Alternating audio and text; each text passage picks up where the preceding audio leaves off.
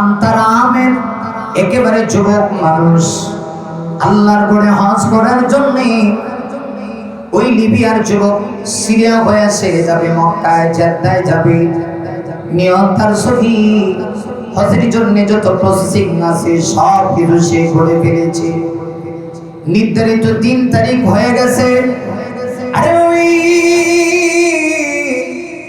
এই যুবক নির্দিষ্ট দিন এয়ারপোর্টের ভিতরে ঢুকছে। সে আল্লাহর ঘরখানায় কাবা বাইতুল্লাহ তাওয়াফ করার উদ্দেশ্যে রওনা দিবে।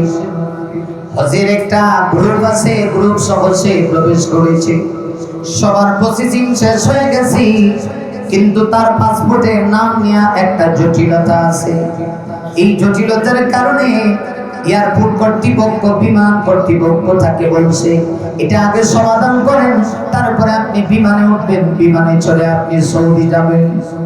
যুবক কান্না শুরু করছে, হায় হায় আমার মনের ভিতরে কত আশা, কতদিন হয়েছে শয়নের সফরে আমি শুধুমাত্র আল্লাহর ঘর দেখি। আমি আল্লাহর ঘরের সামনে গিয়া লাব্বাইক বলবো, মনের ভিতরে কত আশা। কিন্তু আমার যে পরীক্ষা চলে আসলো, সকলের প্রসেসিং শেষ হয়ে গেল, আমার কি অবস্থা কেন? শেষ পর্যন্ত টাইম হয়ে গেছে, ফ্লাইটের টাইম।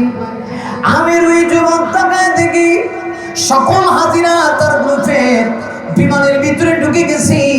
বিমানের গেট লাগানো হয়ে গেছে, দরজা লাগানো হয়ে গেছে, আমির ঢুকতে পারে নাই। আমির আর সুযোগ হইল না, কারণ তার জটিলতা শেষ হয় নাই। আমের চোখের পানি ছেড়ে দেয়, হায় হায় আমি যে নিয়ত করেছি, আমি যে সব কিছু করেছি, আমার বিশ্বাস আমার আল্লাহ আমাকে নিবে নিবে, তাতে কোনো সন্দেহ নাই। বিমানের পাইলট নির্ধারিত টাইমে বিমান ছেড়ে দিয়েছে, কিন্তু আল্লাহর কি কুদরত, এটা 1000 বছর আগের ঘটনা না, মাত্র 2-3 দিন আগের ঘটনা। বিমানের পাইলট যখন বিমান আকাশে উড়ানোর জন্য উঠছে, আকাশে বিমান চলে না, যান্ত্রিক ত্রুটি চলে আসে। অনেকক্ষণ চেষ্টা করেছে, চেষ্টা করার পরে বিমান দিয়া আকাশে উড়ে যাইতে পারে না। শেষ পর্যন্ত এয়ারপোর্টের ভিতরে বিমান ল্যান্ড করেছে। আরে মুমিন যুবক, আবার মনের ভিতরে কল্পনা জল্পনা, যেহেতু বিমান আবার ফিরে এসেছে, মনে হয় আমাকে সুযোগ দেওয়া হবে না। বিমানের গেট খোলা হয় নাই, দরজা খোলা হয় নাই। যান্ত্রিক ত্রুটি দূর করার জন্য বিমান কর্তৃপক্ষ সকলে মিলে চেষ্টা প্রচেষ্টা করেছে, করে পুনরায় ঠিক করে আবার মনে করছে এটা তো সমাধান হয়ে গেছে, আকাশে উড়ান দিবে। কিন্তু না, আকাশে উড়ান দিতে পারে না, পারে না, পারে না রে মুমিন, আল্লাহু আকবার বলে না, পারে না।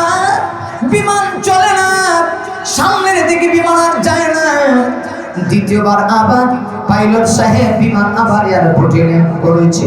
লিবিয়ার এয়ারপোর্টে ল্যান্ড করার পরে আবার চেষ্টা করে, কিন্তু কোনো কাজে আসে না।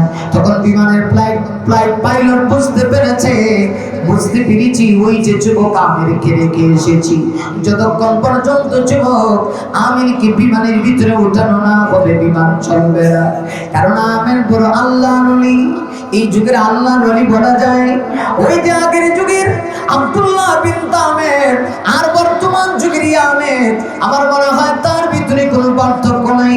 বিমানের পাইলট এবার কর্তৃপক্ষকে ডাক দিয়ে বলে, বিমানবালাকে ডাক দেয়া কয়, যদি বিমান চালাইতে হয়, আকাশে যদি বিমান ওড়ায়, যদি সৌদি পর্যন্ত হাজিদেরকে নিয়ে যাইতে হয়, তাহলে ওই যে যুবক লিবিয়ার আমিরকে ওঠাও। যতক্ষণ পর্যন্ত আমিরকে না ওঠাবো, আমার মন বলতেছে ততক্ষণ পর্যন্ত বিমান চলবে না।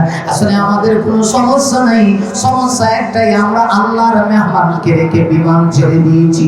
সত্যি যখন সকলে সিদ্ধান্ত নিয়ে বিমানের পাইলট আবার এই যুবককে বিমানে উঠাইল। যেমনি বিমানের ভিতরে উঠেছি, গোটা পৃথিবীতে ঘটনায় অলৌকিকতা প্রকাশ হয়েছে। বিমান আকাশে উঠাইতে দেরি হয়েছে, বিমান যাইতে দেরি করে নাই, গোটা পৃথিবীতে সেটা ভাইরাল হয়ে গেছে। তাহলে এই ঘটনা দ্বারা কি প্রমাণ হয়? কোন মানুষের নিয়ত যদি সহি থাকে, উদ্দেশ্য যদি ভালো থাকে, নিয়ত যদি ভালো হয়, অবশ্যই আল্লাহ সেটা কবুল করে। এই দুনিয়াতে এমন অনেক ঘটনা আছে, লক্ষ লক্ষ টাকার মালিক, কোটি কোটি টাকার মালিক, মিলিয়ন ট্রিলিয়ন টাকার মালিক মালিক কিন্তু আল্লাহর ঘরে যাইতে পারে না, আল্লাহর ঘরের সামনে গিয়ে হাজিরা দিতে পারে না। আবার এমন অনেক লোক আছে দেখি সাধারণ মসজিদের খাদেম, একবার দুইবার না অসংখ্যবার সে আল্লাহর ঘরে চলে যায়। আবার অনেক কোটিপতি আছে, কোটি কোটি টাকার মালিক, একটা বার তার কপালে হজ নসিব হয় না।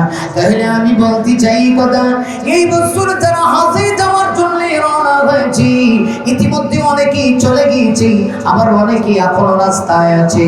আমি আপনাদের কাছে জানতে চাই, যারা আল্লাহর ঘরের মেহমান হতে পারছে তাদের কপাল ভালো না খারাপ? আরো জোরে আওয়াজ করে বলুন, ভালো না খারাপ? আরে নবী, আমার তো মন বলতেছি শুধুমাত্র তাদের কপাল ভালো তা না।